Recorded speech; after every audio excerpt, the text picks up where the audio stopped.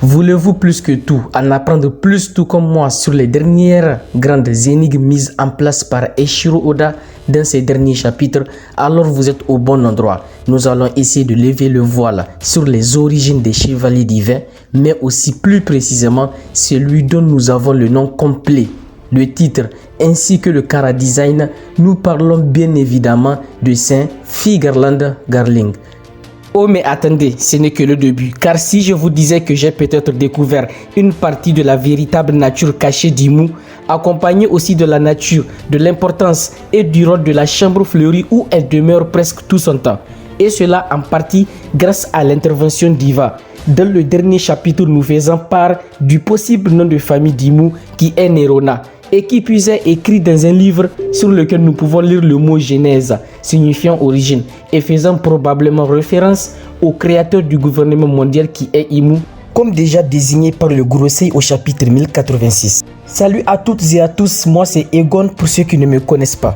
On se retrouve aujourd'hui centré autour du gouvernement mondial de One Piece, dont les chevaliers divins, avec leur commandant suprême, Saint Figarland Garling, et leur créateur à tous, Imu, ou Im-sama comme diraient les japonais.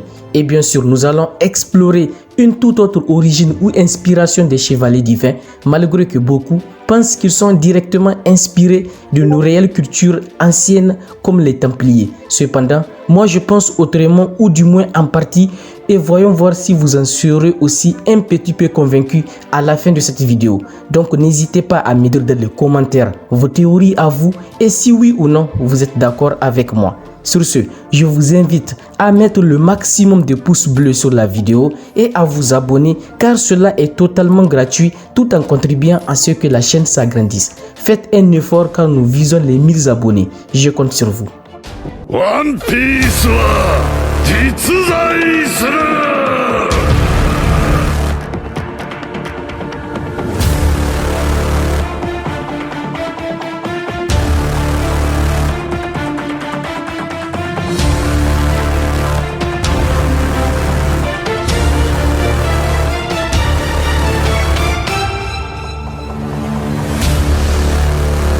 海賊王になる男だ! On ne pouvait débuter cette vidéo sans féliciter les révolutionnaires pour avoir rempli leurs 3 grands objectifs de base, qui étaient premièrement détruire le symbole des Tenryubuto afin d'en faire une déclaration de guerre. Deuxièmement, libérer autant d'esclaves possible, Bartholomew Kuma inclus. Et troisièmement, détruire les réserves de nourriture des dragons célestes pour qu'ils soient en état de siège et appréhender eux aussi la sensation de faim et de famine, tout comme une grande partie du monde, car même leurs navires de ravitaillement se sont fait détruire. Bref, l'armée révolutionnaire passe à l'action pour de vrai et ce n'est pas trop tôt. Et c'est dans ce même chapitre, le 1083, que Monkey D. Dragon, chef de cette armée, évoque les chevaliers divins, avec des silhouettes au nombre de 9 et qui, selon lui, la mobilisation de ces chevaliers signifie que la vraie lutte allait commencer. C'est qu'en outre, laisse sous-entendre que Dragon s'attendait et est peut-être préparé à combattre les chevaliers divins qui sont rangés aux côtés du gouvernement mondial. Et il ne reste qu'à nous faire découvrir sa façon de les combattre. Ainsi, passons à la partie la plus importante, celle de l'origine et inspiration de M. Eiichiro Oda concernant les 9 chevaliers divins, si bien sûr ils ne sont que 9. Commençons par le début. Ces chevaliers divins sont au service d'un dieu Imu ou encore le créateur au sommet du monde comme le disent les membres du Gorosei, et font office sûrement de rempart contre les ennemis jurés des dieux, c'est-à-dire les 10 en priorité. Et en y réfléchissant bien, j'ai remarqué plusieurs similitudes avec les chevaliers d'or du zodiaque ou encore Chevalier d'or de la déesse Athéna, un manga nommé Senseiya ou Chevalier du Zodiaque qui a été pré-publié le 1er janvier 1986 puis le 12 décembre 1990 dans le Weekly Shonen Jump. Donc un manga qui aurait sans nul doute comblé le jeune Eiichiro Oda avant la création de son propre manga. Là, ce qui nous intéresse le plus, c'est les Chevaliers d'or. Attention, petit spoiler, je vous préviens d'avance pour ceux qui n'ont pas encore vu. Ainsi, dans l'ordre des chevaliers d'Athéna, les chevaliers d'or au nombre maximum de 12 et un pour chaque signe du zodiaque sont les plus puissants. Ils protègent le temple d'Athéna en défendant la maison correspondant à leur signe, Qui ici pourrait nous faire penser que nos chevaliers divins seraient les protecteurs de la chambre fleurie de Imu qui représenterait son temple à elle.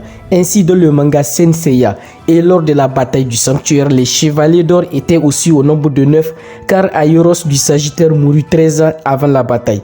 Doko de la balance qui grâce au Misopétamenos d'Athéna n'était pas présent et surveillait la tour des 108 spectres d'Hadès 243 ans après la précédente grande guerre contre Hadès.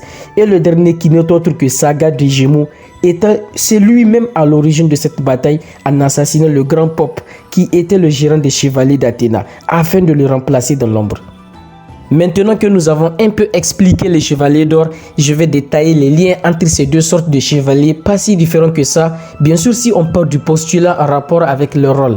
En plus de cela, on dénombre deux noms très familiers aux deux œuvres, dont Mu qui représente dans One Piece le nom du dieu ou déesse Imu ségeant au sommet du monde sur le soi-disant trône vacant, tandis que dans le manga Senseiya, c'est le prénom du chevalier d'or du bélier, communément appelé Mu du bélier de la première maison du zodiaque.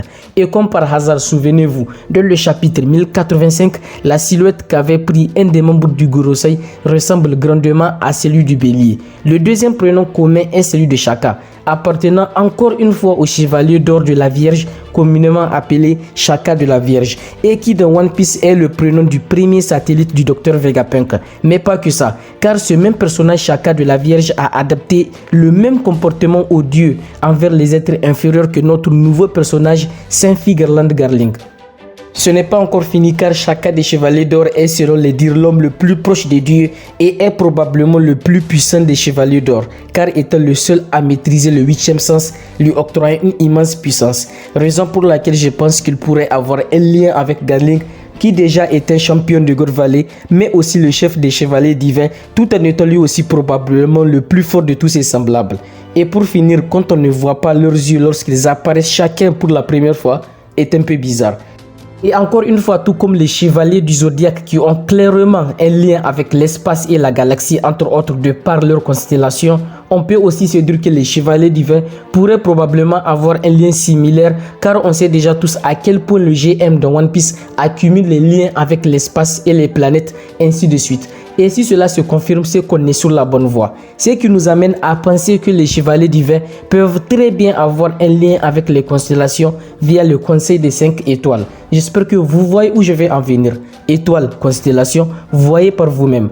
Ainsi, depuis le début, l'auteur via un sacré foreshadowing nous aurait donné le rôle ultime des chevaliers divins, celui de relier toutes les étoiles du gouvernement mondial afin de les souder pour former une immense constellation luttant contre ses ennemis. Mais pas que, car leur rôle est de maintenir la paix au sein même du gouvernement et des dragons célestes, comme nous le voyons dans le chapitre 1086 avec l'exécution publique de Saint Don Quichotte Miosgarde. Un même rôle qui incombe similairement aux chevaliers d'or d'Athéna, non pas pour punir les dragons célestes ici, mais maintenir la paix au sein du sanctuaire. En fin de compte, ce n'est pas pour dire que Shiro Oda aurait copié quoi que ce soit, mais qu'il se serait peut-être un tout petit peu inspiré de ça pour écrire sa narration autour du gouvernement et plus précisément les chevaliers ou cavaliers divins, tout en associant à ce même gouvernement une géopolitique mondiale assimilable à la nôtre. Et c'est ce qui est vraiment génial de la part de l'auteur, car même avec plusieurs références, il est capable d'être aussi original. Dans tous les cas, moi je vois cela comme un hommage à ce grand manga qui était Senseiya les chevaliers du zodiaque. On peut encore trouver plusieurs liens entre ces deux mangas, dont le lien infernal comme Hadès, seigneur des enfers, et Zoro, roi des enfers, ainsi de suite. Bon, ça je voulais juste le dire. Mais quoi qu'il en soit, les recherches ne font que commencer et nous verrons au fur de l'avancée de l'œuvre si l'auteur développera ce lien entre les chevaliers d'or d'Athéna et les chevaliers divins ou pas. Sans oublier aussi que les deux sortes de chevaliers sont appelés saints au début de leur nom. C'est la fin de cette partie sur l'origine ou inspiration de l'auteur à propos des chevaliers divins. Alors devrions-nous parler de la reine Nefertari d'Ilili, de Vivi, qui est donc aussi une Di, et le foreshadowing de Zinzin sur le bateau. Mais aussi, devrions-nous parler du pauvre Sadibo, des démons de Marijoise, de l'incident de la flotte des Mugiwara, de Vivi et Wapper, des amiraux en flop, de Jabura et Khalifa Adimi au CP0. Bon, ça ce n'est pas très important. Toutes ces parties seront étudiées dans une autre vidéo ou partie 2 de la grande review. Mais alors, que diriez-vous de parler de Saint Imu de la famille Nerona, dieu ou déesse, Homme ou femme, nous ne le savons toujours pas si ce n'est que le Gurosei, le ou la désigne de créateur. Mais revenons à l'analyse et théorie d'Iva. On ne voit pas souvent des personnages de l'œuvre faire des théories et analyses comme cela. Et à travers Iva, l'auteur nous confirme une théorie aussi vieille que l'apparition de Ima, celle de l'âge de cette dernière. En effet, d'après Iva, parmi les 20 premiers rois qui ont créé le gouvernement mondial il y a de cela 800 ans, se trouvait un dénommé Saint Imo de la famille Nerona. Et comme l'explique Iva, ce dernier aurait probablement un pouvoir de vie éternelle, ce qui sous-entend directement une opération de jouvence via le Opénomi. Le nom Nerona fait rapidement référence à l'empereur romain Néron dès la première recherche sur internet. Mais pas que. Il est aussi décrit comme étant à la fois un despote cruel tout en étant un poète. Un mélange assez étonnant et peu commun que nous retrouvons chez le personnage de Imu dans un tout autre mélange. Celui de sa cruauté, plus grande que n'importe quel autre personnage de l'œuvre, jusqu'à éradiquer plusieurs pays juste pour le désir et assimiler à sa tendresse envers les papillons et les fleurs si on s'en réfère à sa demeure fleurie. Et en parlant de cette chambre fleurie, la partie théorique de Im commence. Ainsi, la petite taille de Im n'a échappé à personne et fait penser aisément à une personne de jeune âge, sans oublier aussi à la possibilité qu'elle appartienne à une toute autre race. Mais ici, nous allons nous baser sur une personne de jeune âge qui pourrait pourquoi pas changer d'apparence à sa guise, comme démontré dans le chapitre 1085, avec sa transformation en un monstre encore inconnu, mais aussi tout en hibernant pendant des décennies au fur des 800 dernières années. Oui, je sais, c'est un peu trop, mais laissez-moi vous expliquer les raisons qui m'ont conduit à cette réflexion. Tout d'abord, après avoir tissé des liens entre Saint Seiya, les Chevaliers du Zodiac et One Piece, oui, encore une fois, je sais, vous vous dites que c'est un peu trop, mais laissez-moi juste terminer. Donc, je disais qu'après avoir tissé des liens entre ces deux mangas, je me suis intéressé à Elysion ou encore Champs-Élysées, qui peut être qualifié de paradis tellement tout y est beau et exempt du moindre souci de la vie terrestre. Il y a de nombreuses fleurs et l'herbe est très verdoyante. C'est un lieu de Saint Seiya situé dans une toute autre dimension au-delà du mur de lamentation et qu'on peut atteindre qu'après avoir parcouru entre 10 à 100 milliards d'années-lumière. Il est connu pour être le lieu de repos des humains les plus purs et les plus justes, ainsi que les nymphes et les dieux tels Hadès. Et tout cela avec peu de différence nous fait tous bien évidemment penser à la chambre fleurie de Ima, le personnage qui incarne le culte infernal et démoniaque dans One Piece, tout comme Hadès dans plusieurs mythes. Une autre ressemblance future peut être envisagée avec ces deux lieux, où pour Saint Seiya, c'est également le lieu de la confrontation finale entre Athéna, accompagnée de ses chevaliers, contre Hadès avec ses dieux serviteurs. Un lieu où s'est joué le destin de l'humanité, qui vivrait ainsi soit dans la lumière du soleil, ou soit à jamais dans les ténèbres de l'ultime éclipse. Un scénario qui pourrait ressembler à celui de One Piece entre le dieu soleil Joy Boy et Imu, qui incarne vraiment les ténèbres de One Piece. Et comme avec Elysion, on aura pourquoi pas le combat final entre Luffy et Imu dans cette même chambre ou dimension fleurie.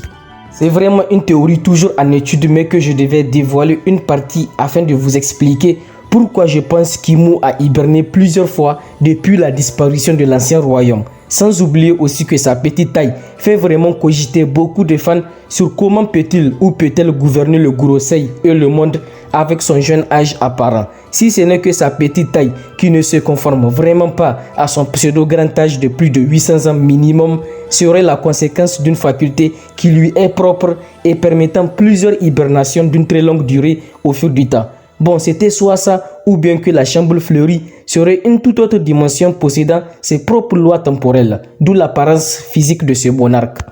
Mais comme déjà expliqué, je m'appuie plus sur la théorie de l'hibernation, où l'on sommeille pour les dieux. Alors de ce fait, Imu, qui est le créateur du gouvernement mondial, pouvait sortir plusieurs fois de son long sommeil pendant ces 800 dernières années. Et c'est là que vous vous demandez pour quelle raison. Alors c'est pour tout simplement asseoir son pouvoir éternel sur le monde. De quelle façon est votre deuxième question et j'y répondrai par éteindre les lumières qui se seront allumées pendant tout ce temps. Car oui, cela est évident si l'on pense à la première apparition de Im qui tenait entre ses mains les photos des personnes à éliminer cette fois-ci. Ainsi, à chaque fois que Im sortait de son long sommeil divin, cela signait l'anéantissement des porteurs d'espoir, tels Lady, ennemis des dragons célestes et donc du gouvernement aussi, les révolutionnaires qui ont existé pendant tout ce temps, sans oublier aussi les plus dangereux qui sont les armes antiques, au service de l'ultime dit qu'incarne actuellement Monkey D. Luffy. En y réfléchissant bien, on peut avoir un moment propice dans le manga pour découvrir que Im hiberne bel et bien. Et ce moment propice est le flashback de God Valley, où nous verrons peut-être Im soit se réveiller d'un de ce long sommeil au vu du futur incident de God Valley, ou bien soit se préparer pour une autre longue hibernation d'à peu près une trentaine d'années ou un peu moins. Bref, dans tous les cas, nous verrons bien. Comme je vous l'ai déjà dit, cela n'est qu'une théorie bien sûr, mais il est nécessaire de comprendre à travers les indices déjà cités qu'elle pourrait très bien accroître grâce à d'autres informations que le serait l'auteur dans le futur jusqu'à pourquoi pas se confirmer.